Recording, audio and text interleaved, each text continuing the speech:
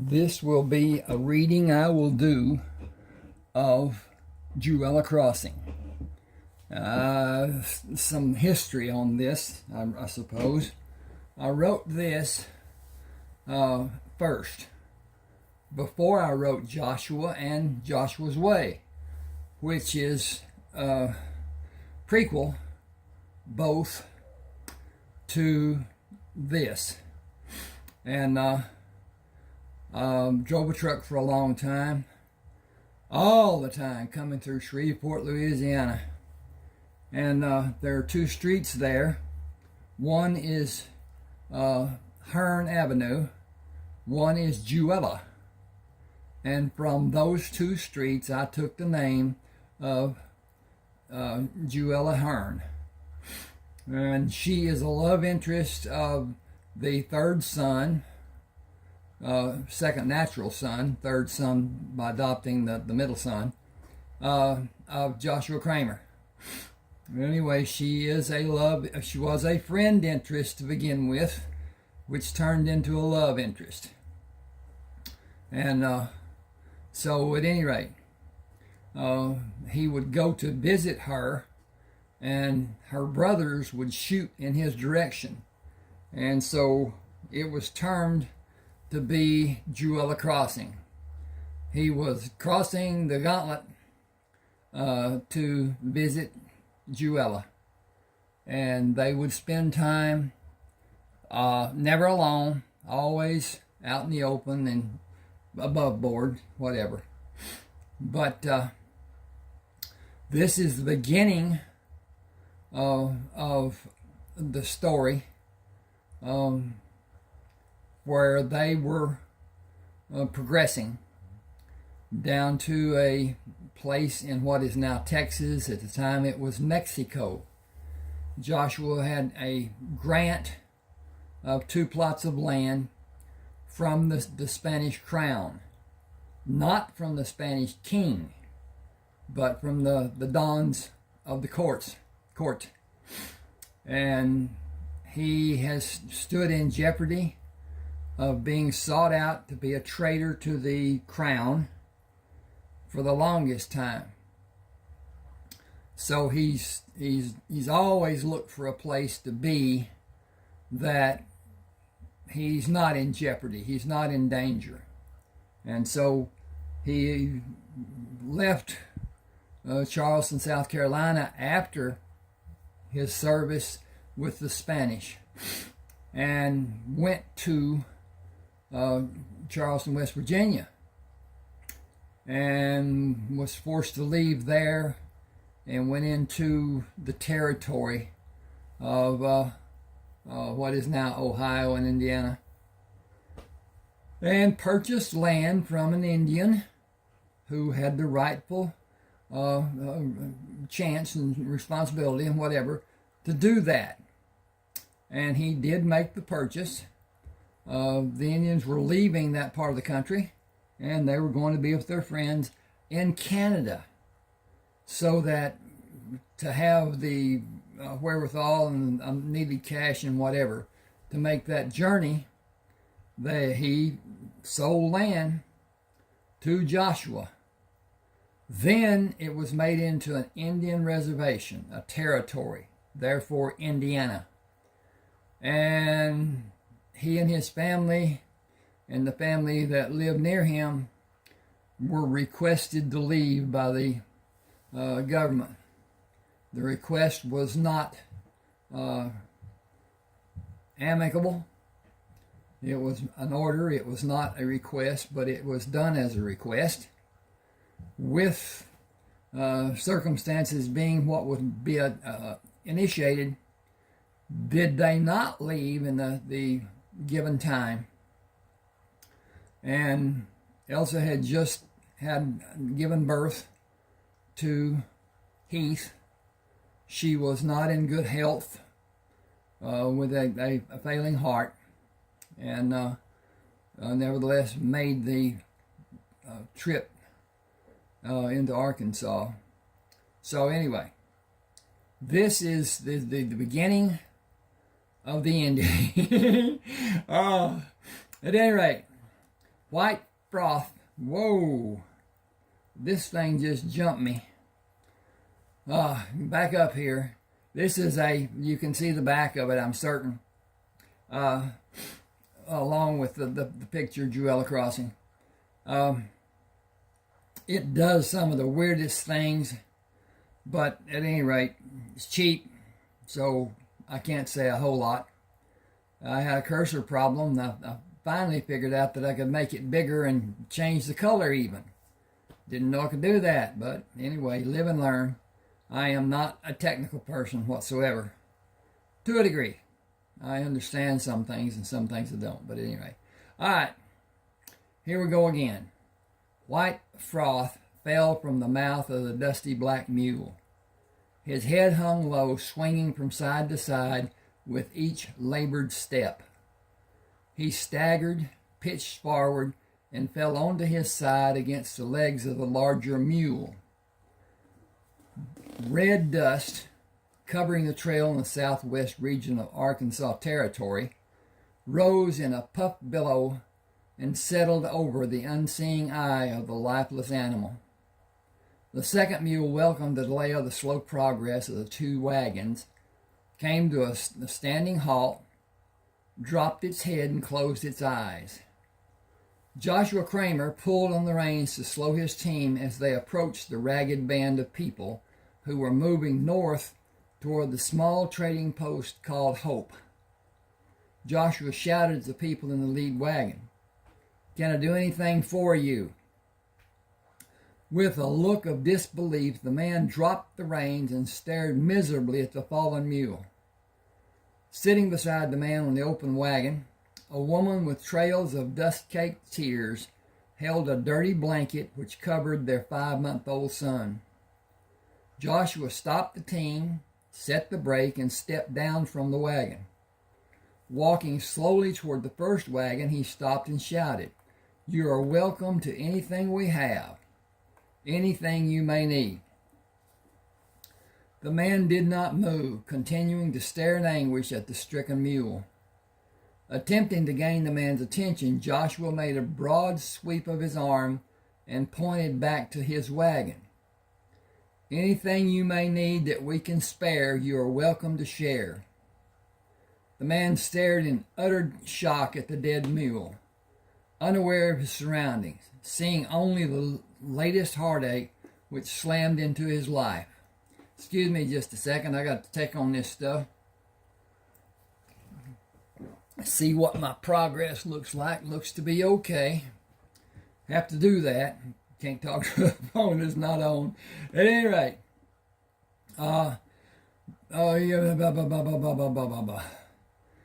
okay.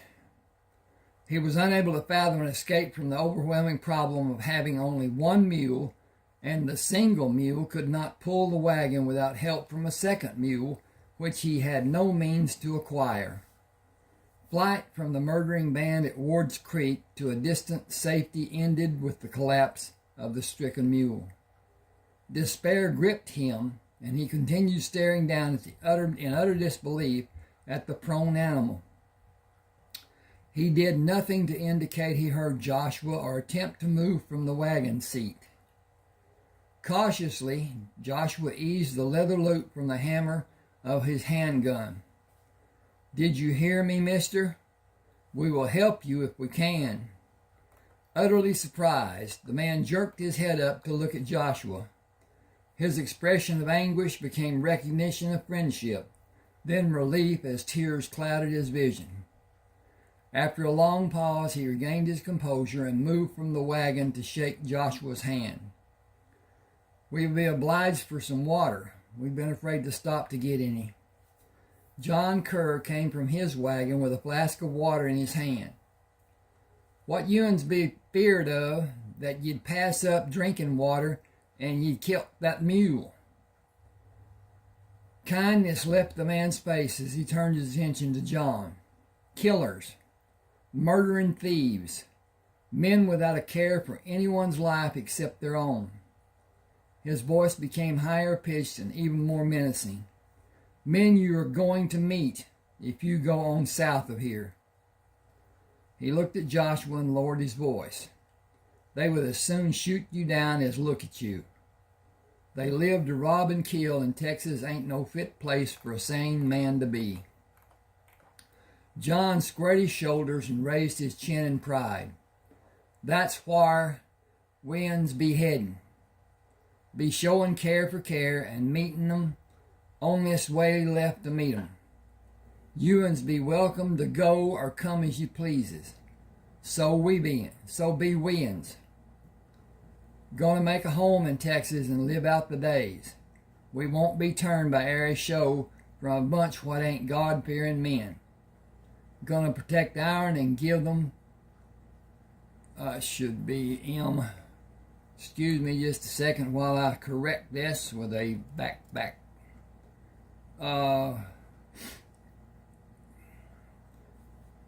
Okay. Gonna protect ourn and give them you're talking about airy favor showed. Ain't looking for trouble, but gonna be ready, come as may. The man flushed with anger and glared at John. You talk big while you're close to people who can help you. Wait till you're alone hunting for food or out in your field. Wait till they come riding down on you with their guns blazing. Talk don't do any good then. As John moved forward, Joshua took the flask of water from his hand and stepped between the two men. He gave the water to the man and turned to look at John. Let's see if the women can help the others in the following wagon and this woman and baby. John spoke in surprise. Ain't seed no young'un. The baby is in the blanket the mother is holding. John jerked his head toward the man. He can give her water. Be seeing can Augusta help her. There ain't no need for talking causing the young'uns and women folk to be fearful. He abruptly turned and walked back down the line of wagons to his oldest son and daughter-in-law, Dathan and Anna.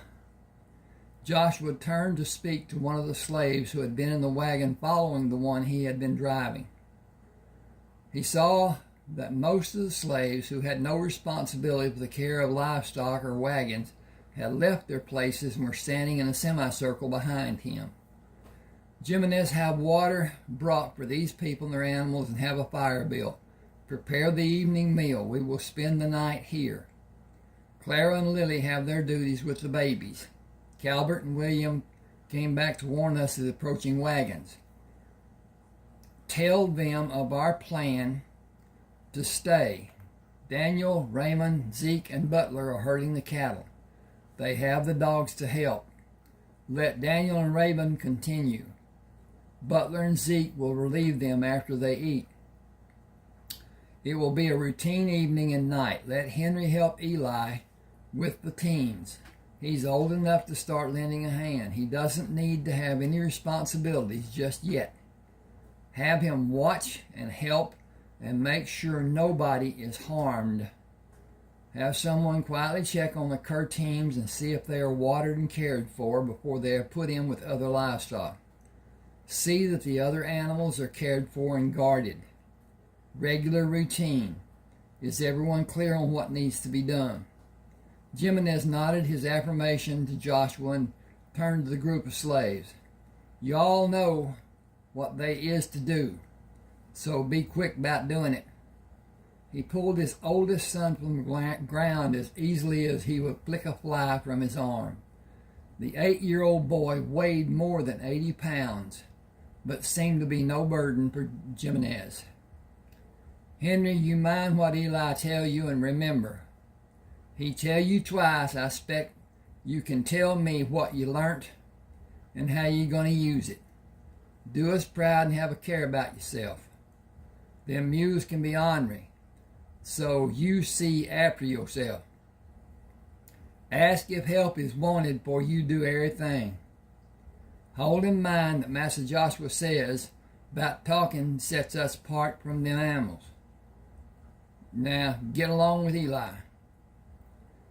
Jimenez's pride in Henry is evident. He's turned his attention to the slave named Eli. You know you'll watch after him. Thanks be to you. He lowered the boy to the ground and turned his smile to Joshua. He be just fine. Don't fret none about him. Joshua purchased Jimenez after the slave was injured in an exhibition of his strength. A wager by his owner, followed by an accomplishment of strength by Jimenez, and his owner became richer. The man forced Jimenez,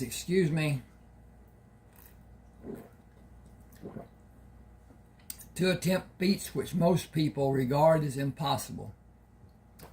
He regularly did them with an ease of strength and grace that belied his lack of bulk for such difficult tasks. On this occasion, his owner,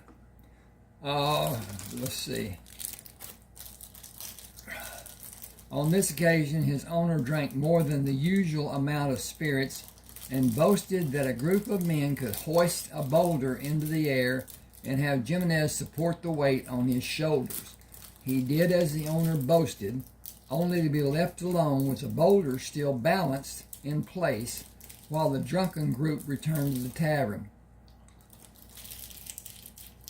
He found he could dispense with the weight only if he quickly stood upright from his bent position to push the boulder away from his body. He waited to be helped long enough to feel his body begin to rebel against the weight. Jimenez began to fear his muscles would cramp, and he would fall forward from weakness to be crushed by the boulder.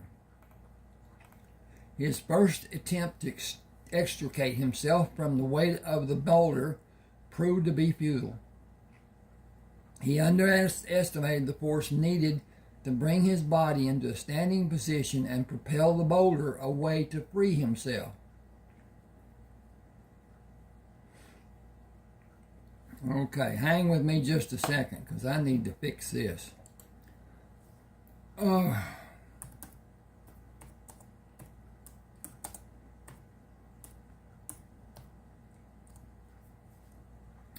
Okay, I changed that. He underestimated the force needed to bring his body into a standing position and propel the boulder away from his body to free himself. He returned to his previous position. He returned to his previously bent position with the boulder on his back, balanced by using his hands and arms. His second attempt succeeded in removing the boulder from his body, caused him to lose his balance, and fell backward, striking his head on the boulder. The back of his scalp was split open. He was unconscious and bleeding when his drunken owner came out of the tavern.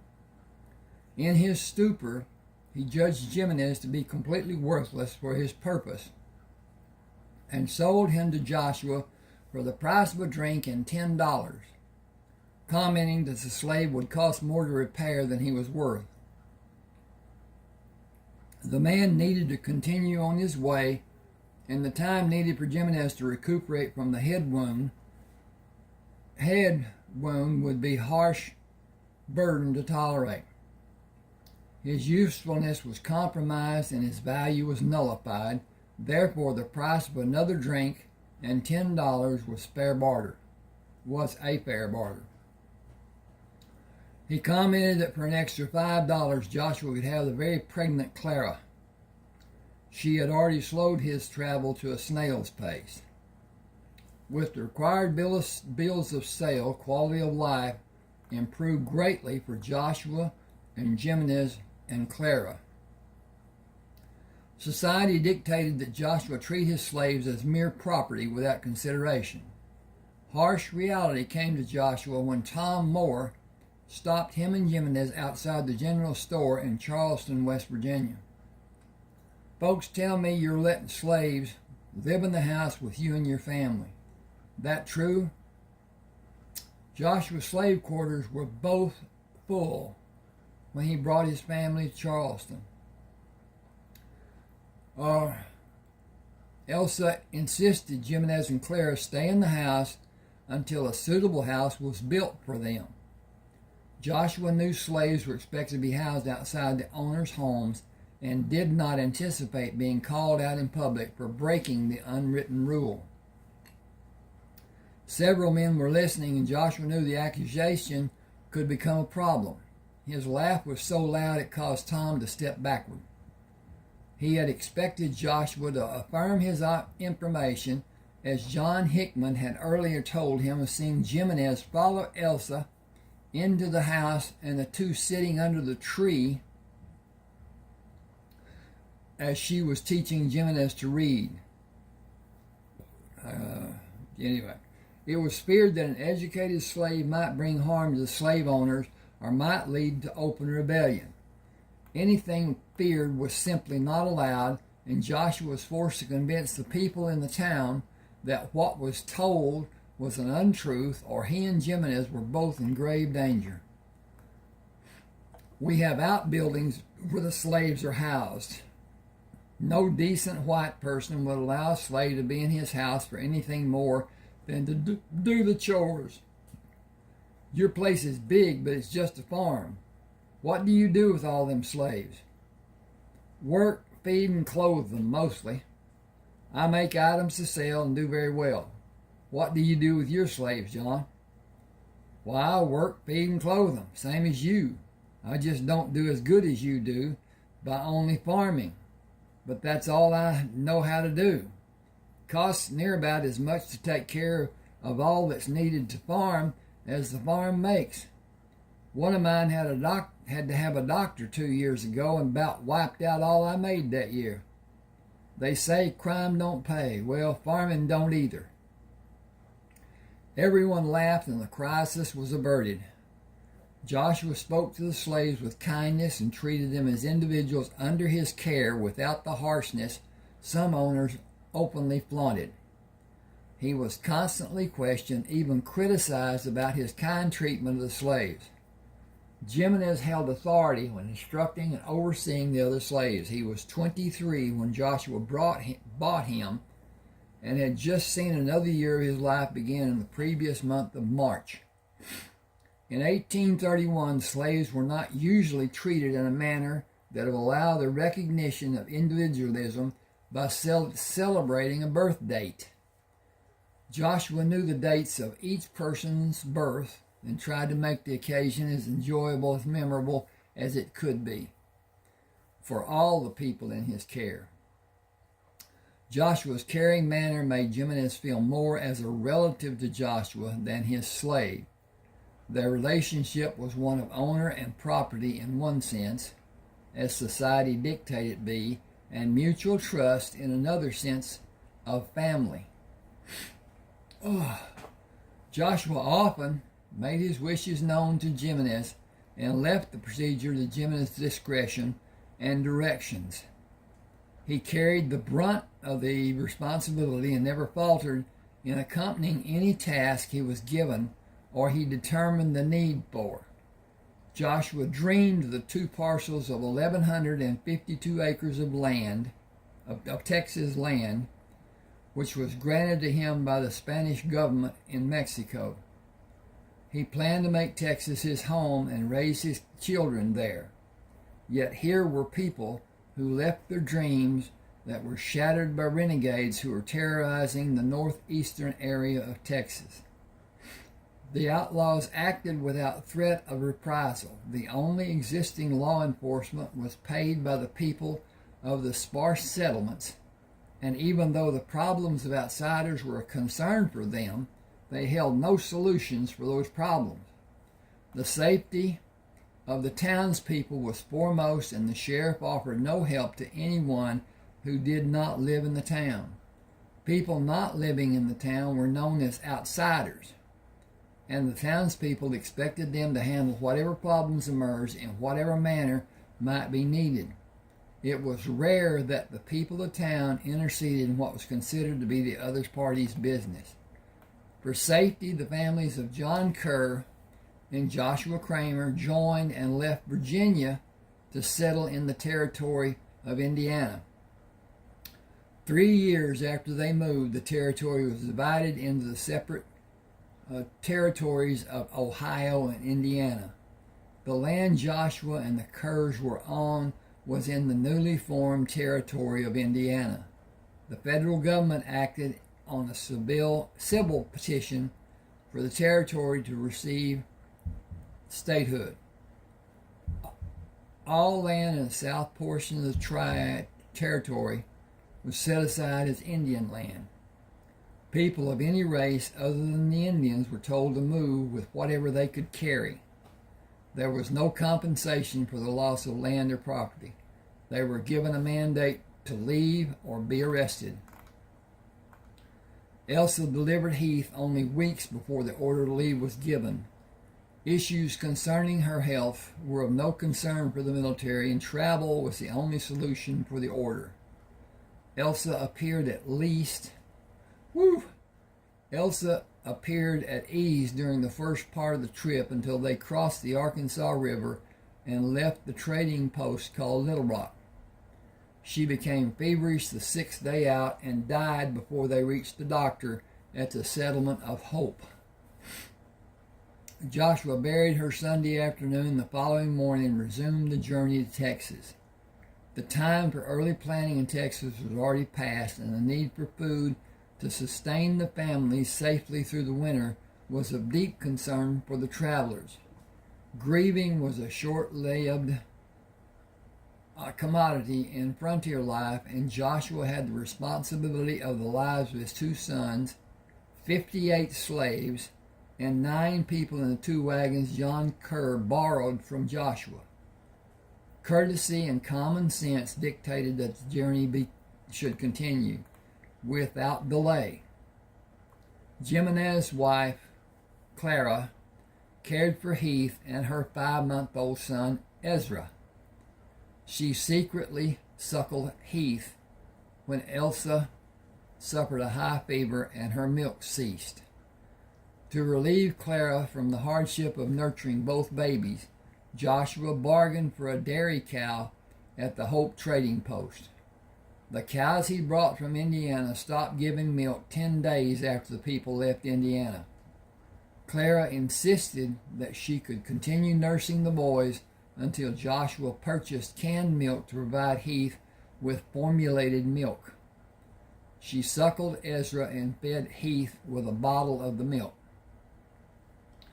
Augusta Kerr and her oldest daughter, 10-year-old Mary, came to the wagon and took the women and the baby back to the confines of their covered wagon.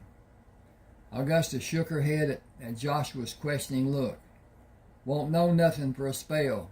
Come tell you when I do." She threw her head to the side in reference to her husband and other man and woman. "Leave us be for a spell. Terrible what's been did to her. She's done suffered about all the body can abide." Joshua caught the husband's hand as he moved by Joshua to follow Augusta and his wife.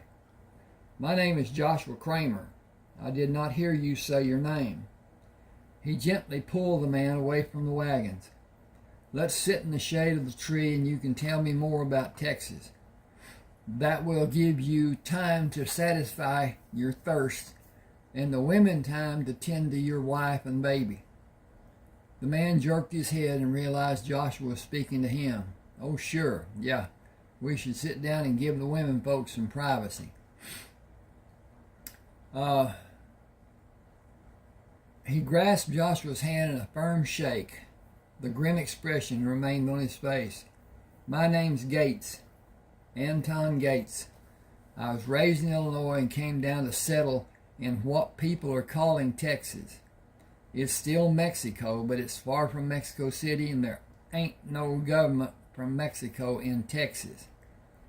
There were 8 grown men who left with us and me and Lucy. 7 of us had families.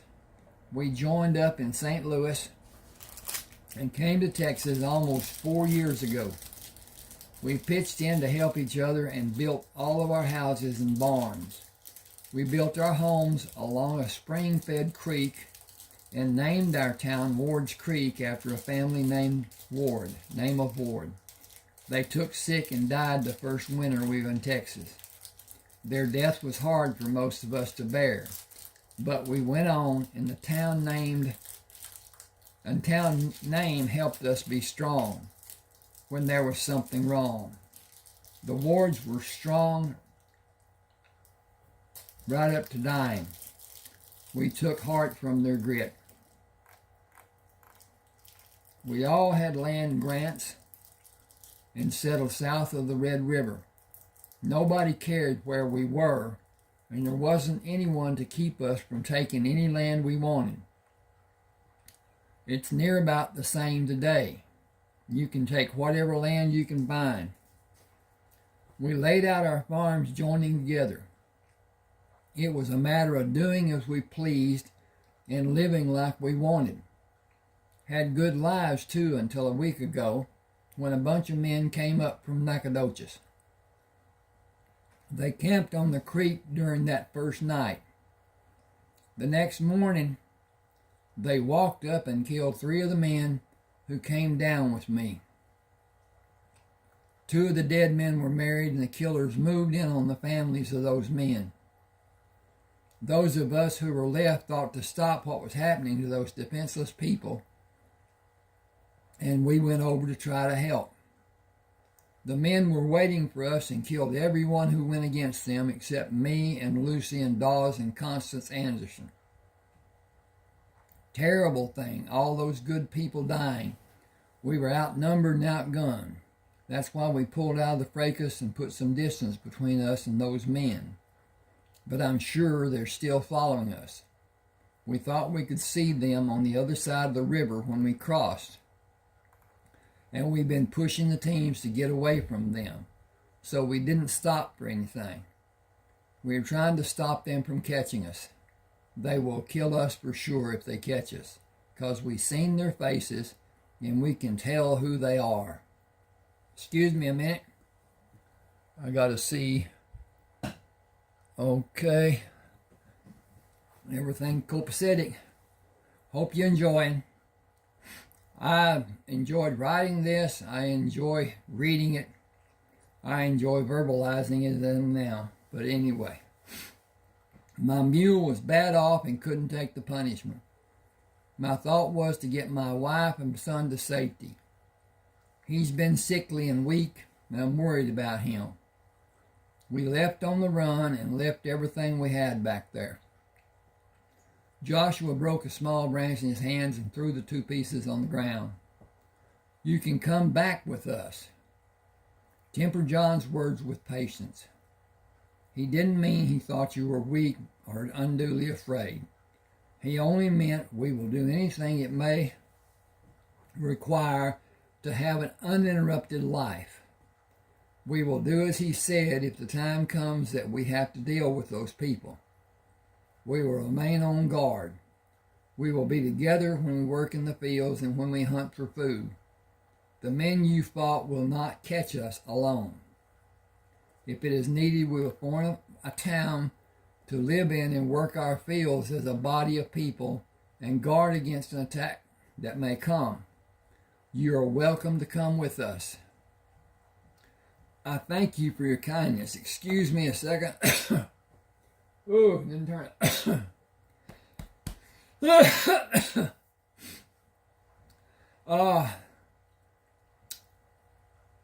I thank you for your kindness, but I'm going back to civilization.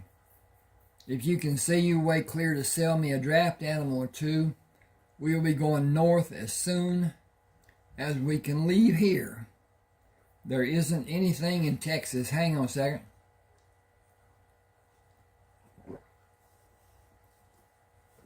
Isn't anything in Texas worth getting killed for?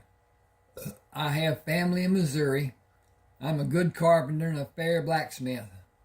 I can make my way in almost any town. He paused and looked at Joshua and looked away. Joshua saw his questioning look before he could before he continued. It was a mistake for us to come down here. We never should have left St. Louis. We should have stayed where we knew what we had. It was my wife's dream to come down here. Some cattle drovers came through telling about the majesty of Texas. She got the fever to have all the glitter that life in Texas was told to have, and nothing would satisfy her except moving. Now she's ashamed that we have to go back. Except for her foolish pride, I don't know why she can't just meet people's stares and be glad we're still alive. What those people think of us don't measure up to hill of beans. We left everything we had in Texas, but we got away and we're still alive. We can start over and still have a good life. Joshua studied his book. Men can pick up and leave and then rebuild. People have to have possessions to be able to hold on something solid. They need to feel they're in control in a physical way, where a man feels controlled in a mental sense. When we left Indiana, we were forced to leave so many of our belongings. I almost read that incorrectly. It was difficult for my wife. I think she gave up the hope of things being better in Texas than they were in Indiana. She needed to be able to have an assurance of what reality would be in Texas, and it was far too hard for her to visualize in her mind. I don't have any idea what you just said, but you're more than likely right. Will you sell me a horse or a mule? I think I'll need all the animals I have when we're settled in Texas, but I'll probably be able to buy a replacement. What can you pay? Gates' expression became darker as he pondered the newest problem he was forced to overcome. I don't have anything to give you except my place in Texas. If you would take it, I'd be glad to be rid of it and rid of any thought of going back that my wife may have. You would be doing me a favor by letting me have the animal and the peace of mind that we can't go back. No matter how crazy my wife may get, we can't go back. I'll give you a bill of sale for everything that I left: land, house, barn, animals, and tools. There is a sawmill and a forge. You're welcome to all of it, lock, stock, and barrel. I don't want to ever be reminded of Texas, the problems I left there. I'm glad to be done with it. Those men we got away from are only a few of the bad men in Texas. More will come when you are known to have something they want. Bandits come up from Mexico and rob and kill and go back to be safe in Mexico. There is no law to protect anyone north of the Rio Grande. If you do not have an army of your own, you are more than likely going to be killed. Mr. Gates, I will not allow anyone to say that I took advantage of your misfortune. I'll gladly let you have a mule, and if you give me a dress, I'll send you a yearly payment for your possessions until we both feel that the debt has been satisfied. You don't need to worry about paying me. You need to worry about how you're going to defend yourself against the men who are still there, and more than likely the Indians ain't going to like more white men coming onto their land. You haven't had any problems with Indians, we have not had any problems with Indians, but as more people come in, they are sure to get upset and feel some kind of threat. Those men will be on our place or somewhere close by. If you can save the property and everything I worked 4 years to have, it will be payment enough. He looked down the line of wagons and looked back at Joshua. I don't want to wonder if you're killed while you're trying to get the men off the place. We planted crops to have foodstuff for the winter. If those men haven't torn it out of the ground, you'll have more than enough to get your people through the winter. I planted fruit trees, but they haven't made anything to speak of yet. Should have a good crop from them next year. Peaches, apples, pears, cherries, and grapes. I am so sad to leave so much, but our needs are greater now than they were. I had no desire to go to Texas, and now I'm sure leaving is the best thing. Anyway, we need 2 oilskin ground cloths, a couple of blankets, and something to trade with along the way until we get back to St. Louis. If you can spare a bit of cash and the mule, then we will be even up.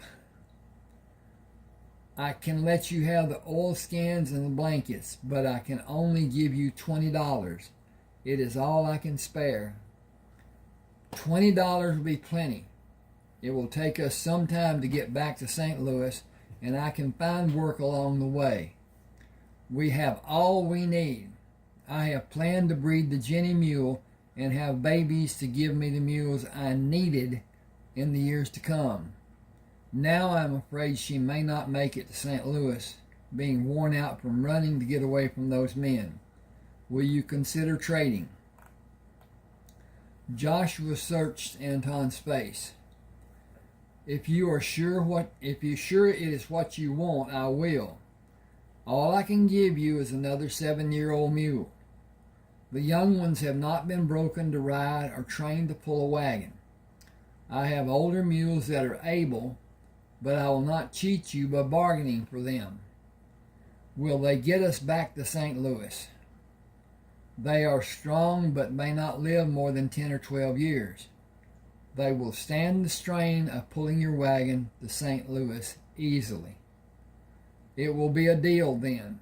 My wife has said all along how ignorant I was to trade for the Jenny, because she is not as strong as a jack mule. Now she is alive and the strong jack mule is dead.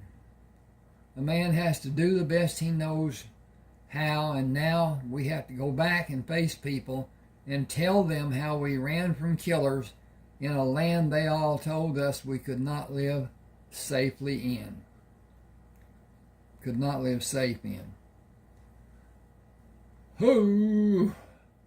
Mr. Gates, what you do with your life and what your wife is, and with your wife, is your own business, and I can see why you feel the way you do. I have 2 sons I take great pride in. They are the light of my life, and the only reason I had to continue living when my wife died. You can see Sherman. He is the 5-year-old sitting beside the woman. That's Clara. She is the mother of 3 children and the legal wife of Jimenez. He's the man giving others instructions.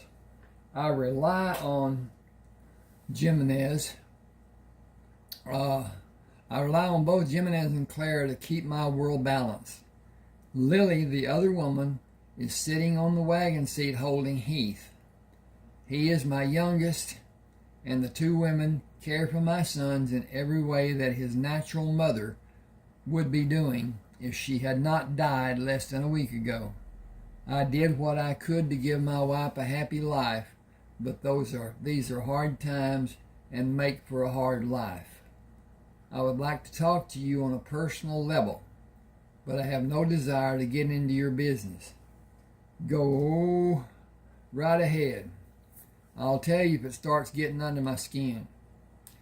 I'll not try to be too plain spoken. Your wife has suffered a great loss in dignity and pride.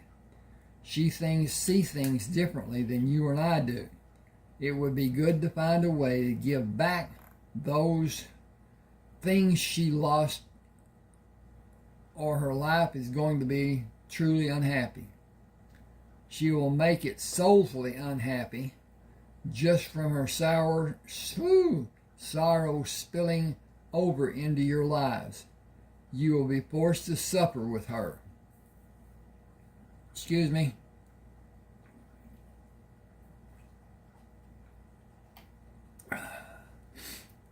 I don't really know what you're getting at. I can tell from the way you talk you've had schooling, and you more than likely know what you're talking about. But I'm a simple man, and I can't help what Lucy's lost. I can't go back to Texas, and I can't help her. She's got to get along the best way she can, just like I do. My mistake was going to Texas to try to satisfy her, and now I have to face the people who told me not to go. She has to too. Perhaps you can help her keep her pride by telling the people who she holds in high esteem what a good life she made for you in Texas, but that the situation became more than you yourself could handle. She might not feel so responsible for the failure. It might lessen the pain she is feeling. She might be given a reason to live that she had not imagined before. Work with her to allow her to return with her head held high. I never thought about doing anything like that. Yes, I could do that. We've been so busy trying to stay alive that I haven't been thinking. Excuse me a second. I got to check again. Okay. Everything seems to be okay. Yes, I could do that. He took Joshua's hand in both of his and pumped it vigorously. Thanks for butting into my business. I've been so busy thinking about myself that I didn't think about her. Thank you for giving me a way out and showing me a way to help her. I know it will help both of us. Jonathan and Dathan Kerr came from their wagons, and Dawes Anderson walked over from his. Dathan asked, whoa, that should be... Excuse me a second. Da-da-da-da-da. Okay.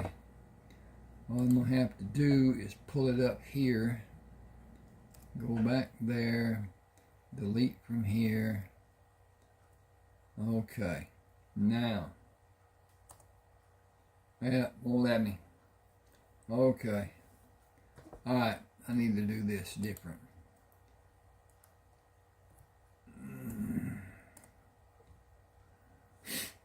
And then do this. Hang on just a second. I'm sorry about this, but it's working for me, I hope.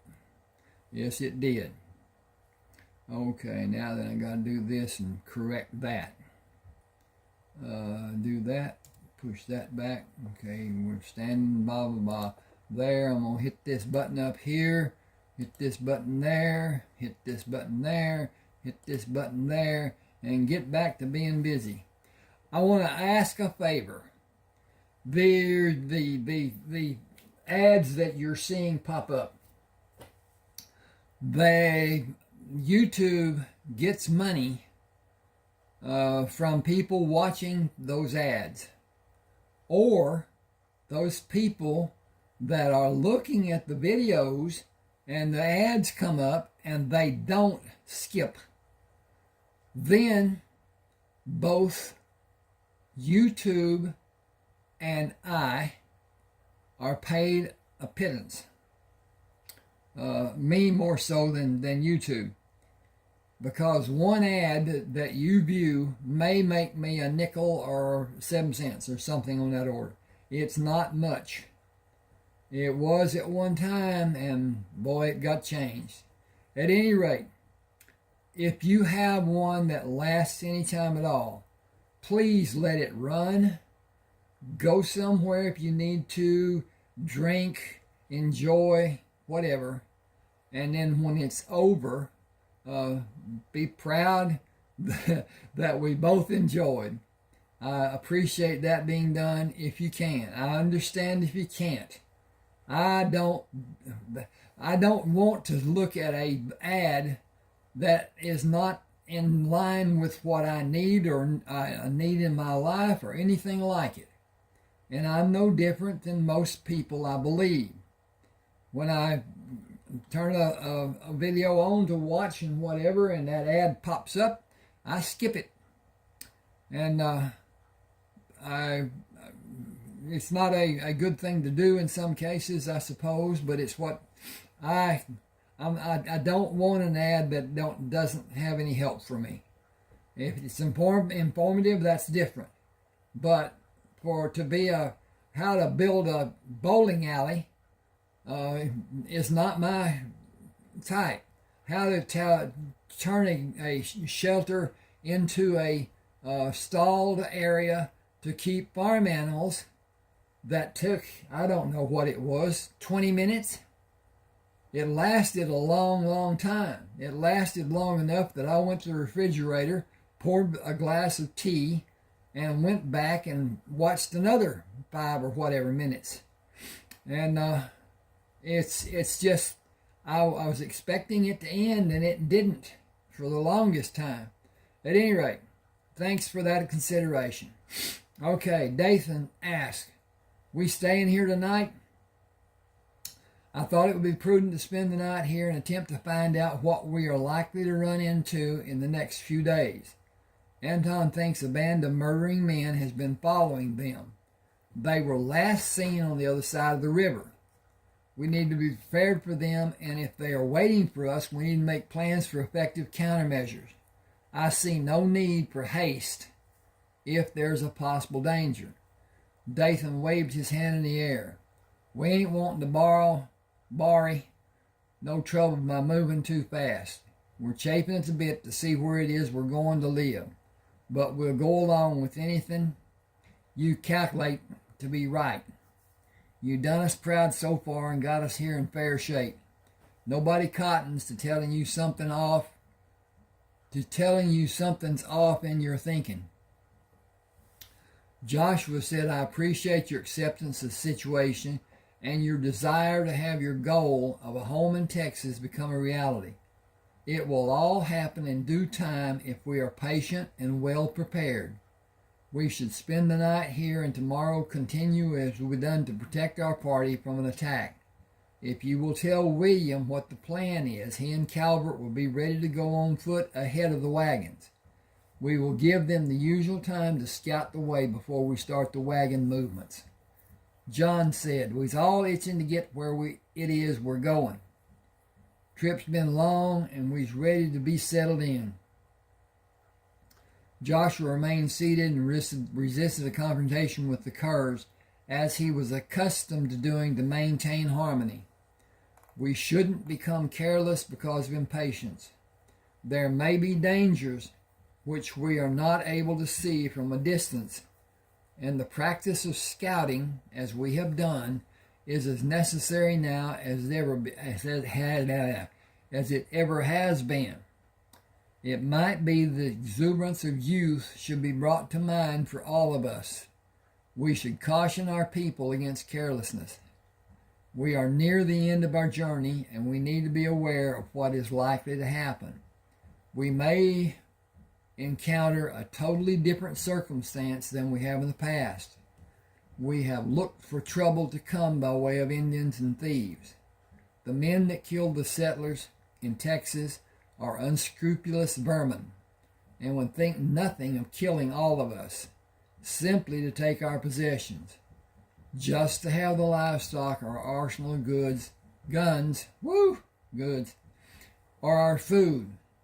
We have gone about our business in a manner that causes reason to prevail in a bad situation. I believe it is not unwarranted to take that stance with the men we are about to meet. Even increase to a harsher stance to protect our party. Excuse me.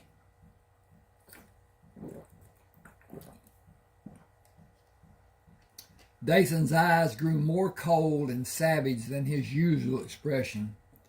Thinking shooting first and asking later be best.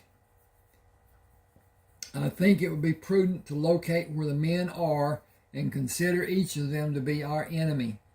As far as our shooting first, I think it would be a matter of our survival. If they are discovered waiting and hiding, they would be assumed to be mortal enemies and treated in the manner that would be the most productive of our people. Protective. Did you hear the horn honk? I did.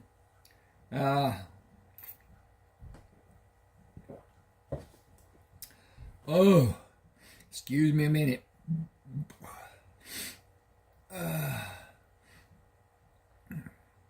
As far as I'm able to determine, there are no mature male settlers left alive at Ward's Creek, and any grown man we meet should be considered one of the murdering band of men. John Kerr was his usual sullen self. What we be going there for?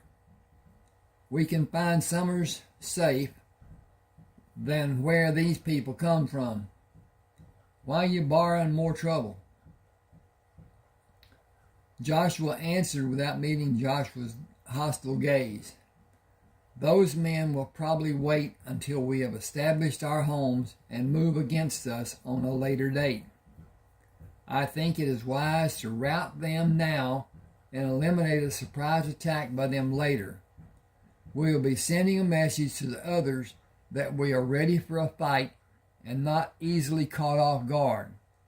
On the other hand, there is a consideration of land that I have purchased from Mr. Gates and the houses and outbuildings that were built on several tracts of ground whose owners have been killed. The buildings can be used until we erect others if we desire to build others, or we can use them as they stand.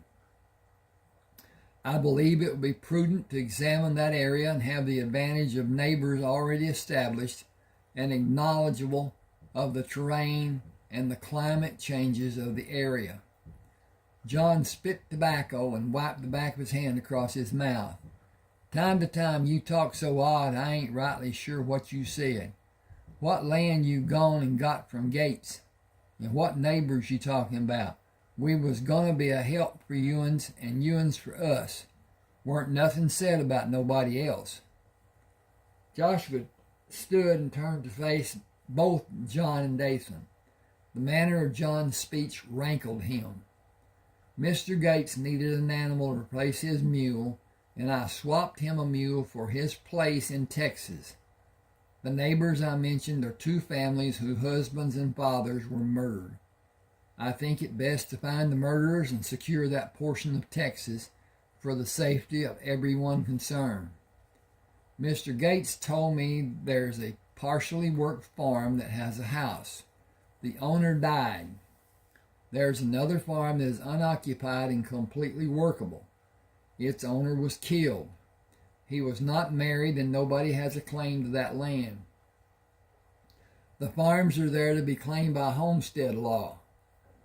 We are about 3 days from the settlement. I have no doubt that if we leave the people who are still in the settlement to those lawless men and do nothing to stop them from attacking us, then at a later time they will attack and butcher all who resist them. We are going to live in Texas. We should send a message to those lawless people that we are not to be taken lightly. Our purpose in effecting that message is to stop those men from harming the people who are left in the settlement. I have no regard for those men. I believe they are as ruthless as any people we are likely to meet. I don't believe a warning for the killing a rattlesnake is needed, and the men we are going to face are more dangerous than a rattlesnake. We should wait in ambush and take them prisoner if we can. We will not put any of our people in danger if those men are still in the homes of the men that they killed. Oops, I'm going to change this. Who instead of that. Homes of the men who they killed. We will wait them out and deal with them in whatever manner is left for us to follow. I don't want one person in our company harmed. If we use cunning, we can accomplish our goal without a problem. I'm going to come up here and peck that button and hit that button and hit that button and hit that button, and I'm finished. I saved. I made a change, so I saved. Anton Gates stood and brushed his hands across the seat of his trousers.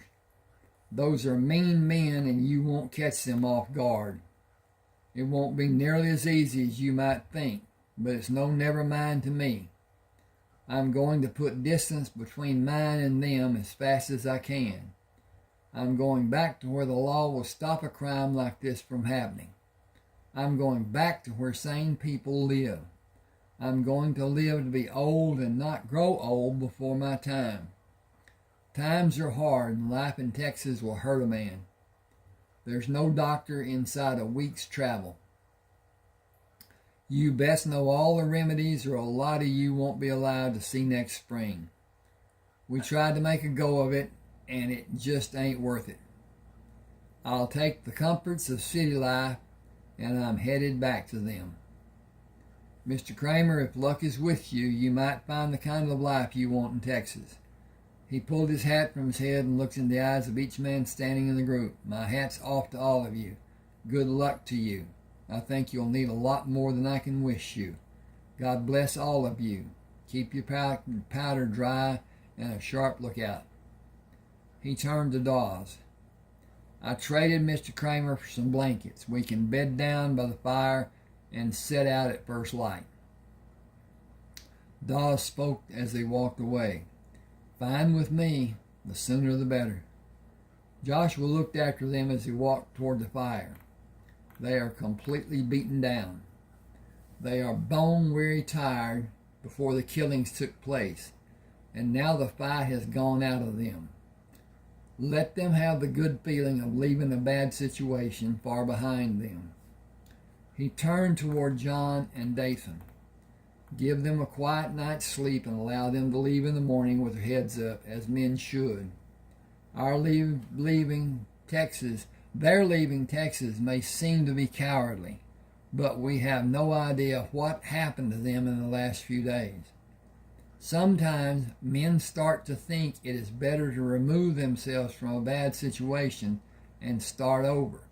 The idea starts small and builds until it becomes an obsession. Something triggers a release and the obsession becomes reality. I believe that is what happened in Texas. We should learn from their experience. We should remain vigilant. If we are ready, there can be no surprises, and we will never face the situation they have experienced. We should all remain safe. Coordination, communication are the keys to our success. We will plan, then talk to each other as we progress and act as we have planned. Nobody is to alter the plan and do anything that has not been discussed and planned. Someone acting on their own judgment could fall into a trap and suffer a terrible ending. If we are of one mind and one purpose, we should all be safe. We will all have what we want. If we concentrate our efforts as a unit and put aside our individual desires, we will be successful and all of us will have what we desire. Dathan Kerr was always skeptical and twisted the circumstances to see ulterior motives. He was not trustworthy himself, therefore he distrusted everyone. Others. Why'd you trade the mules and blankets? We need 'em once we get to where we're going. And why'd you take t'other piece of land? Ground. We ain't hardly got enough hands to tend the 3 pieces we're going to have. Anger swept over Joshua at the hint of jealousy. He reminded himself that excluding William, the men in the Kerr family were at their best surly and distrusting. They were strict isolationists and resisted any outside influence, which nullified any education above the limit of Kerr family teachings. Excuse me a second. I gotta look at this again. I'm recording with a telephone on a stand at a table and doing the best I can. My purpose here is to have people understand the 30 books I have published on smash words. I've given that link to this book in the description on the beginning, and so it can be used for someone to go to Smashwords, look at the books, see if any one of the 30 might be something they would want to purchase. And I can sell the books to you, but it has to be done by email, and transfer of funds can be done by Zelle at the banks. I think most banks have Zelle or an app like it. It's nothing more than a transfer of funds, just like a check, except it's digital. And digital is what's coming, people. We've already seen the demise of the cent, the penny, and it is a better thing for the United States to do that some countries have been doing for ages. Paper or cotton money. It's easier, it's less expensive, it's totally less heavy, less weight, less whatever. And I lived for some time in the Philippines, and basically everything was bills. There were a few coins, but not many. And those coins had a substitute in a bill. So at any rate, that's one of those things. Joshua read one of his 4 volumes by Blackstone at every convenience. He was unable to do more than drive the lead wagon and marshal the movement of the group of wagons and livestock from the beginning of the journey leaving Indiana. The Kerrs looked to him for instruction and decisions, but once advised, they were always skeptical and constantly quibbled before reluctantly following. His attention was focused on his duties, which allowed him no freedom to read or elevate the level of his education. He was not able to imagine and solve equations in arithmetic with his attention turned to the problems of the trip, problems that were exacerbated by the Kerr family. His father and mother began his education with the rudiments, and he continued to increase his knowledge at every opportunity. He read everything that became available. He considered what he read and tried to use the knowledge in his everyday life. He considered the use of knowledge to be the key to decision making and the cornerstone to living a rich, full life. He lived his life with acknowledgement of a higher power and a purpose in living. His philosophy was opposed to merely existing and living as an animal does, without a sense of the world of intelligence that exists in the periphery of each person's world. His parents were people whose existence was a force in the lives of all who came in contact with their intelligence and were able to learn from their experiences. His people cared about the others who came into the circle of their world. The Kerrs cared little about anything outside the existence of their own person. They were introverted, with people outside their family, and self-centered. They gave little thought or caring about other people except where it might benefit a Kerr. They tolerated Joshua because he was needed as a guide to Texas, and he kept them from self-destruction. Their tolerance was self-serving and with little regard for anything or anyone else. In return, Joshua tolerated them as they provided extra guns in the face of danger. They were all expert in the care and use of firearms. They were sour. They were sour in expression and action, and quick to anger with a stranger and even their own family members. Once slighted, they were sullen and vindictive, and remained so for many days after the incident occurred. Their one redeeming quality was each was an expert woodsman. They moved as ghosts in the half-light of the deep woods. They knew the way of the Iroquois and the Huron, and never left a trail that was easily followed. Excuse me a second again.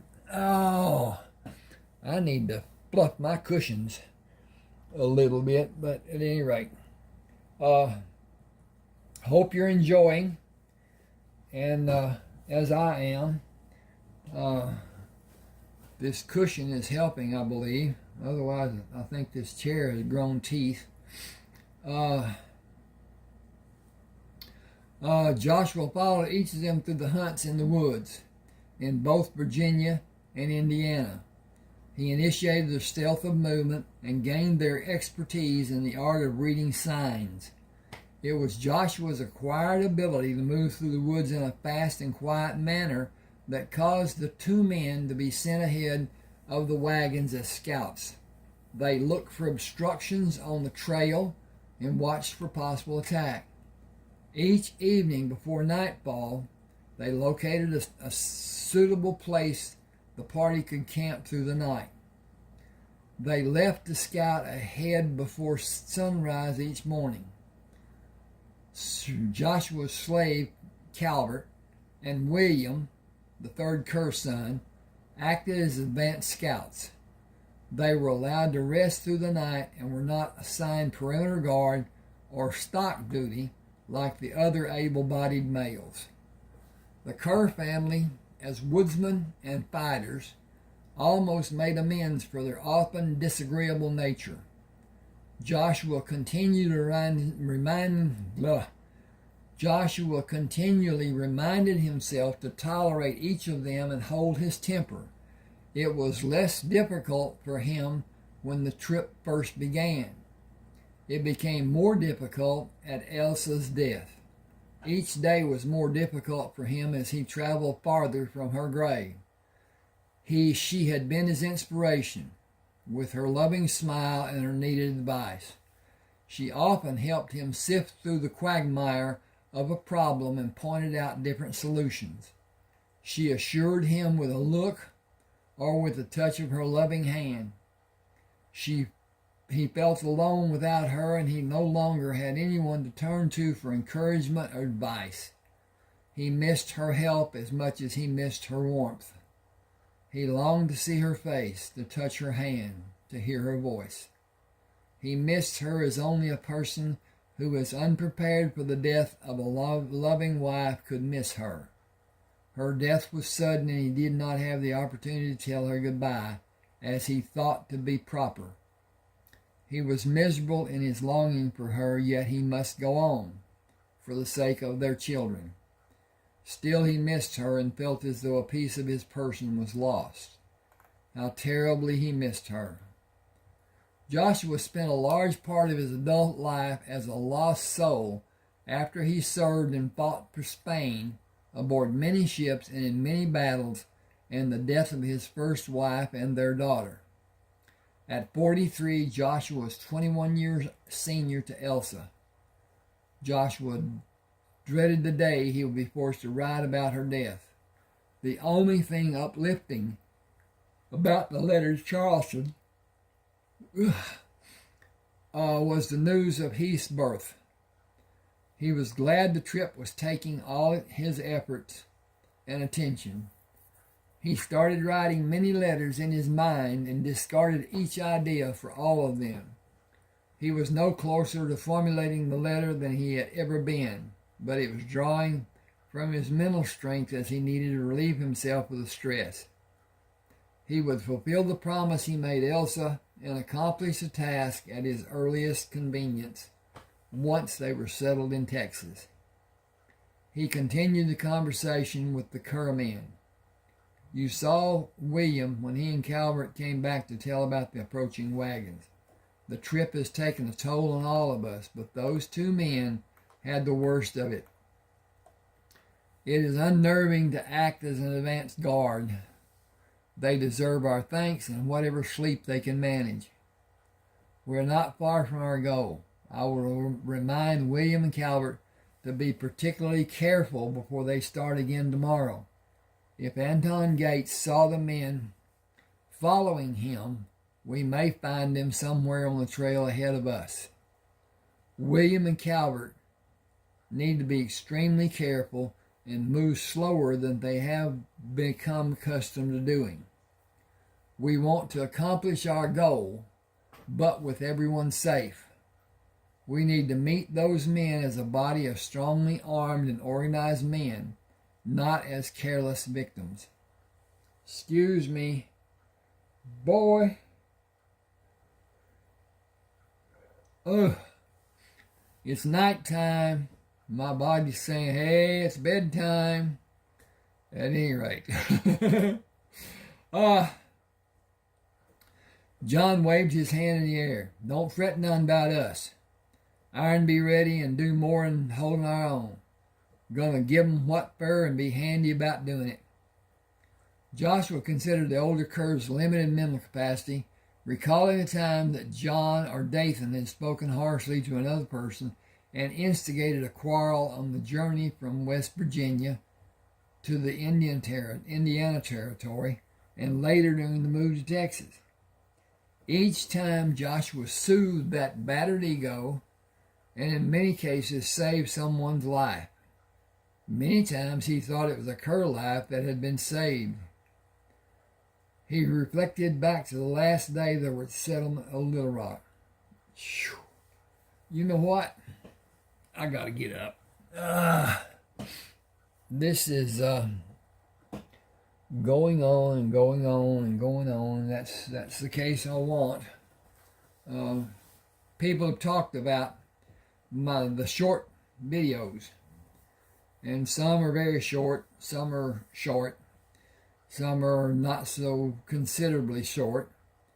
Anyway, they want longer to have them while they do housework or they do work on whatever, that they can just listen to it and be entertained. It doesn't necessarily mean that they are constantly focused on the reading, but it's what has been asked for, so here it is.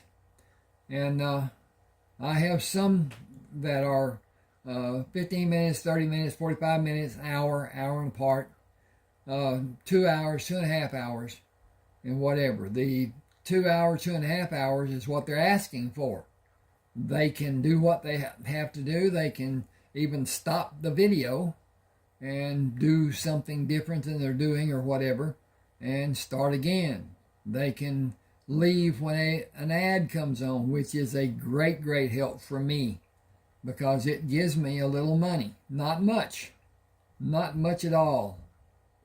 I may get as much as a quarter from the whole time that the longer videos are viewed or on or whatever. They don't necessarily need to be viewed to play. And it is a help. It builds up. It doesn't bill fast.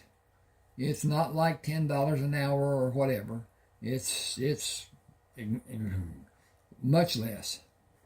At any rate,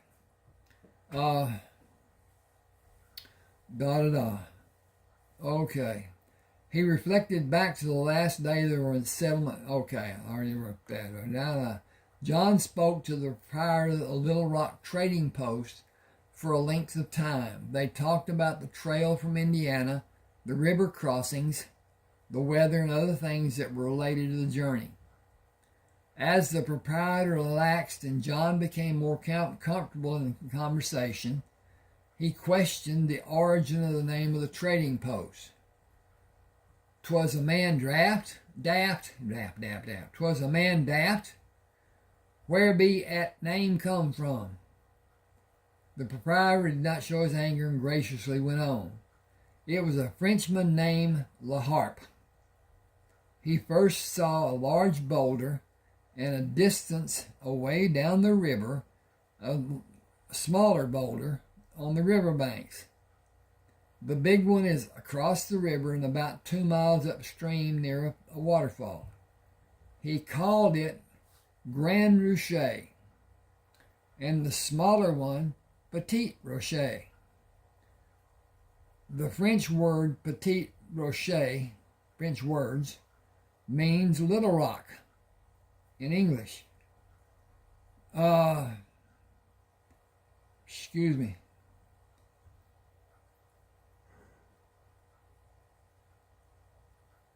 Ooh. Oh. Okay. The waterfall was always noisy, so he built his home here and built a separate building to trade with the Quapaw Indians before his death. Rumor has it that he would not give them liquor, and over time they became angry. They even tried to burn the building. John banged his closed fist on the countertop. We live in this here country and talk English. Seems to me folks ought to be respectful and not talk all that gibberish. A man spoke from across the open room. A man is proud of his homeland. He has the right to speak in his native tongue. Is that not why we came to this country? To be able to speak as free men? Is not freedom why we all came here? John did not turn to address the man. Excuse me a second.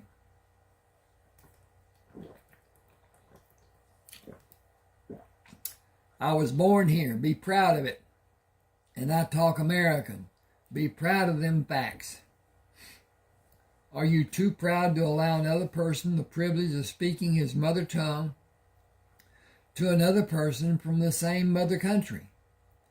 Man ought to be proud of the country that's ours and talk so winds can understand what's being said. And to what country are you referring? You are no longer in the United States. My own mother country sold this land to President Jefferson, yet there is no name which you can call this land we are in.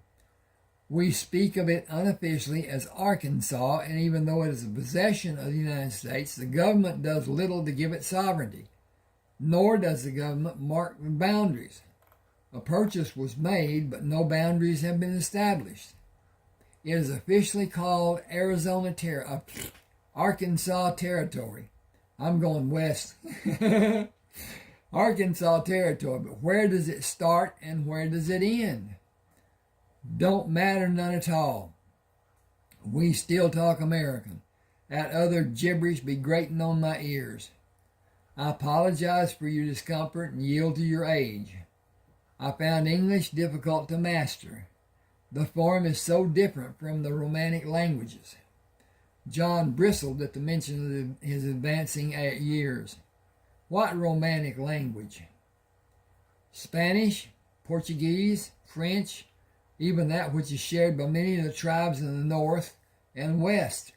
The Sioux language has flares of poetic influence.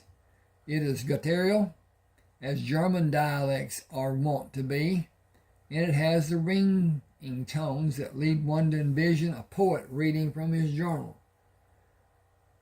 How'd you come to know that much? Why, I find language to be different cultures interesting, and I am fluent in more than one language. John interrupted. What's that mean? Flew. He stammered.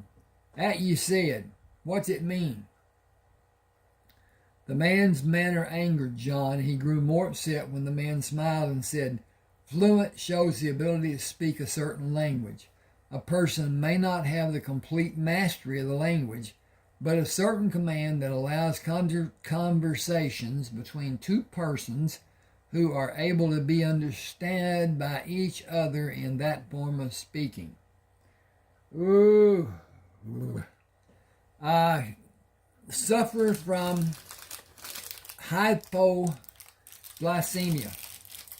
My blood sugar drops, especially after I eat, but it is now dropped. I'm going to take some preventive maintenance in a peppermint ball. It's a sugar content and whatever, but at any rate, my eyes are going to be seeing all kinds of what I call miniature aurora borealis, and I get sleepy, very, very, very sleepy. And so right now I am consuming a peppermint ball that I hope will help dissuade that feeling. But at any rate, okay. Joshua moved beside John as he finished speaking, put his hand under John's elbow, and pulled him toward the door of the store. We need to see about the wagons and prepare to leave. He gently guided John toward the door, then stopped, released John's arm, and turned to the proprietor. Do you have canned milk? Just got in 2 cases. Haven't set any out yet. How many will you be needing? Canned milk has so many uses. I'll need a case if you will allow me to purchase an amount that large. I'm here to sell anything in the store, and I have no worries about how much you buy. Your money is as good as the next man's. I could use both, but I hesitate to take all you have when someone may also have a need. I admire your thoughtfulness, but you needn't fret. Most folks coming through here aren't able to buy much of the things they want, and only about half the things they need. Take what you want and welcome. Nobody will be any sadder. Maybe jealous, but that isn't your lookout. You want both? I would appreciate having them. I'll have to get them from the back room. He pushed through the curtains leading into the storage room. John left the trading post, grumbling about foreign people, and busied himself with the wagons. The proprietor pushed through the curtains and put the cases of milk on the counter. 24 cans to a box. Sold 48 cans. That'll be 50 cents. Excuse me a second.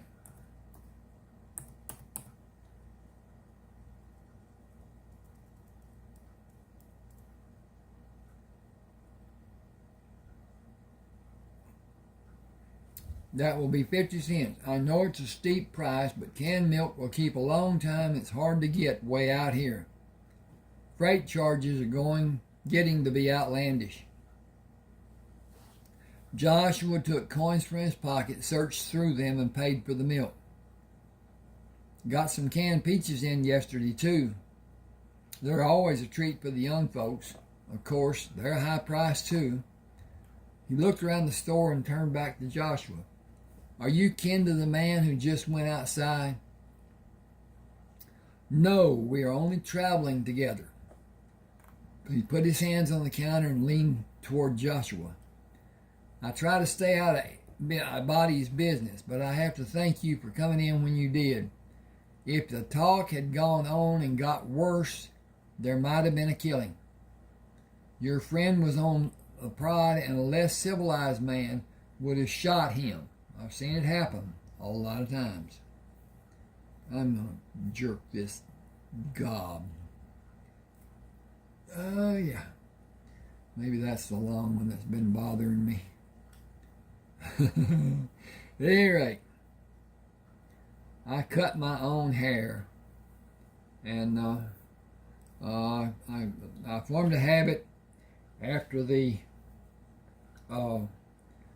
COVID was done, which I think was a sham.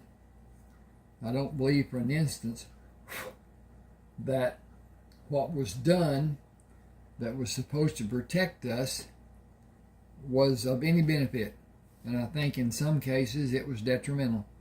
At any rate, that's not the story. John is not educated in either the academic or the worldly sense. He is rough in his manner and in his speech. If a person is acquainted with him and saw that they were about to meet on the same side of the street, it is likely that the person would cross the street to avoid meeting him. His second and third sons are better, because the second is mentally impaired and requires constant care. His third son is less argumentative and abrasive. He is more adept as a woodsman than anyone I have ever seen. I am able to use stealth in the woods. William is a master. He is even quieter in his movements than any Indian I've encountered. More than that, he gives a thought to what he does. He is caring and considerate. Those are characteristics which were lost on the others of the Kerr family. John's eldest and youngest sons are worse than John. His grandsons, though young, are even more so. There have been incidents in the past that caused me to wonder how they might ever have reached maturity, or how the children will. With that thought spoken, I must say that they are excellent woodsmen. I believe their gruff manner is made up for by that trait. I take no responsibility for either of them. I hope it is welcomed that we are leaving this afternoon. There have been times when some of the local people wanted to hold one or another of the clan to stand trial. It was later learned that the offense was committed by someone other than the Kerr family. There has never been anything of a truly serious nature, just some ruffled feathers stemming from a damaged echo. John has his rough side, but he is not an uncaring person. I apologize for him and hope you can justify his manners as those of an unhappy soul. He has his hands full in attempting to keep his family going in the same direction and out of trouble. A man his age should be living a full life and have his children helping him. Instead, John is tormented by a member of the family. Tormented by his family. If one of them is not able to initiate a problem with someone else, he is prone to agitate a member of the family into a squabble. It is a sad fact, but a fact no less. Excuse me a second.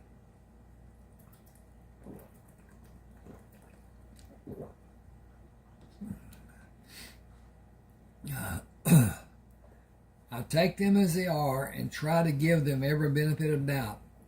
It is difficult to muster that much doubt at times. I see the turmoil in their lives each day and avoid every incident that I am able to avoid. I feel certain that someday something will happen and there will not be someone to smooth things over between the hostile members. It will become uncontrolled and there will be bloodshed. It is a situation that I live with because when trouble comes, the Kerr family will be more than ready to fight. Okay, we will be somewhat isolated from the Kerr family's troubles when we settle in Texas. We will see them some days because they will be our neighbors, but we will be able to leave them with whatever their problem may be and escape to the safety and solitude of our own farm. We will be leaving now. I apologize for whatever may have occurred here before I came in. He turned to the Frenchman who had been speaking to John, nodded his head in recognition, and left the store. It was John's good fortune that the man showed a restraint which prevented a problem. A lesser man might have escalated the encounter and demanded a payment of satisfaction from John for the personal attack. It was no small matter when a man questioned the integrity of another man. The price paid for a slight of even a small degree was often the challenge that would end a man's life. Joshua thought of the sequence of events that led to their coming to this place and wondered at the scope of intolerance that was abundant in the Kerr clan. He placed the cases of milk in the rear of his wagon and moved down the line of wagons to the first of the Kerr wagons. Are we ready to leave? Dathan dropped the trace chain he had been holding and turned to face Joshua. When Ewins be, wins be. It was a relief to leave the trading post without arbitrating another problem one of the Kerr family had instigated. Joshua was thankful that there would be no other incident involving others before they were settled in Texas. The trip after Elsa died was a matter of effort for Joshua, and meeting the party from Texas was also disheartening. No known establishment existed in their continued journey. Okay, this is chapter 29. Now, these 3 books start with chapter 1 in Joshua and can continue on, I think, 11 chapters to chapter 12 in Joshua's Way. Joshua is about his life and service to the Spanish crown after he was abducted by pirates, and he gained control of the ship in a battle between British and Spanish ships. I don't think they were English. No. But anyway, Spanish Armada was decimated, and they had no ships to the degree that needed to be used in the Mediterranean to slow down or stop the supplies coming and going to Napoleon Bonaparte. And he set his brother to be king of Spain, and even had to go back to Spain at one time to reestablish his brother's being on the throne. The Spanish Dons still ran the country. They were the lifeblood and the governing and whatever. The Bonaparte did not do anything to any degree, and he was a figurehead.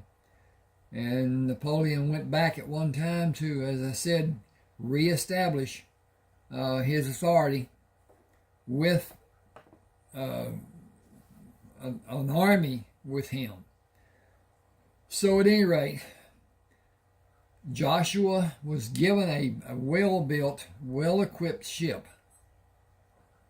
and asked to stop any shipments that would not allow searches to be done, that were not flying a Spanish flag or an English flag. And Americans were operating on the other side near,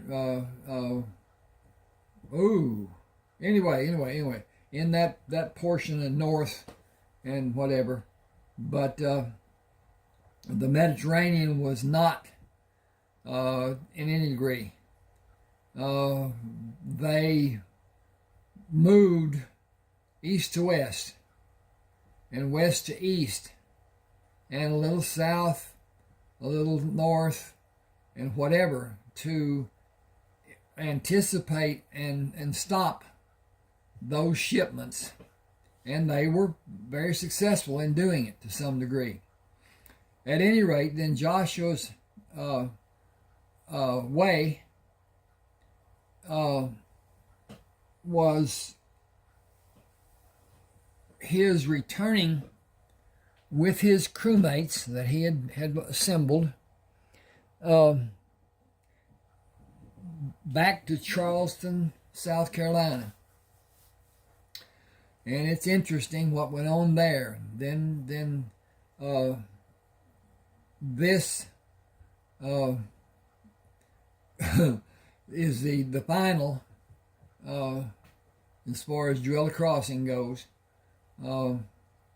to the story of Joshua's life and the lives of both Sherman, Cullen Allen, and Heath.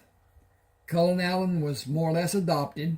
He was taken in after his family was killed, and he and Sherman were closer to age than Heath was. Heath was pretty much a baby when Cullen came into their life.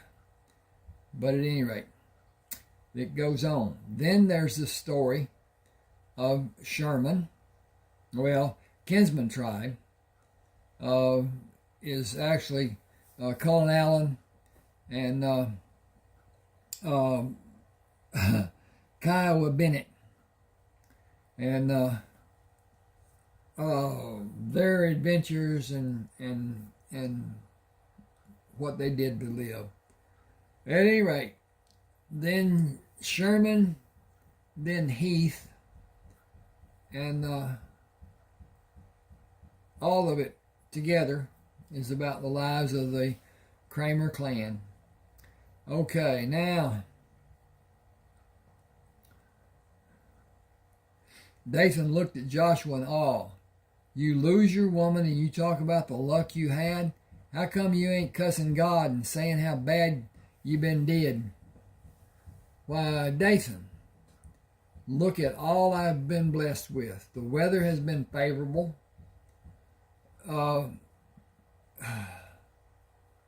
We have plenty of water. The water barrels required only 11 repairs. Our journey has gone smoothly and quickly. I have lost but one mule when its leg was broken and had to be destroyed. Its death was not a terrible loss, as we had several meals of fresh and jerked meat. There has been low water at the river crossings, which is a rarity at this time of year. None of the coops under the wagons has been harmed by obstructions in the road. We still have 9 spare wagon tongues. The maintenance of the wagons has left us with no losses. We kept the hubs greased and have not had a single team run away, which could have been a loss of team, wagon, contents, and animals in and under the wagon. Possibly the loss of one or more of my people. The maintenance wagon has mostly been extra weight, as we have scarcely needed the spare parts from it. We had plenty of game and gathered food along the way. We still have young steers to butcher. The egg production has been more than sufficient for meals and for meal preparation. The grain wagons will have enough grain to last into next winter if the supplemental sources are as plentiful where we are going as they have been during our journey. There has not been a shortage of night grazing. We have had no problems with Indians. My breeding program has been a complete success. Other than a few minor ailments and Elsa's death, we have been extremely fortunate. Some scrapes and bruises, but no major injuries. Your family and 48 of my people, all the animals, a journey of such magnitude, and not one person with a broken bone. I am deeply grateful to that higher being for our blessings. He raised his face to the sky and fought back tears. I have 2 beautiful, healthy sons. For them, I am always giving thanks. I will always give thanks. It was providence that Elsa died. It was in the plan from the beginning. She and I knew that. We agreed to have the turn of events happen before we left the world we occupied and came to this world. We have no memory of our covenants, but we both believed it was as we had agreed. We will be together again and things will, I'm looking at another part. We will be together again and do the things we planned. My faith sustains me. My strength is from a higher power than myself, and I bow to that power. Each person must live the time allotted to them and either bend to the power or fight against it. I have found that resisting may cause heartache and bending gives comfort to my soul and order to my life. I am living not only for today, but also for the life that will be after this life is over and I return to the place we all existed in before we came to this world. Excuse me a second. I got to check again. it sometimes will heat up and be a problem. But at any rate,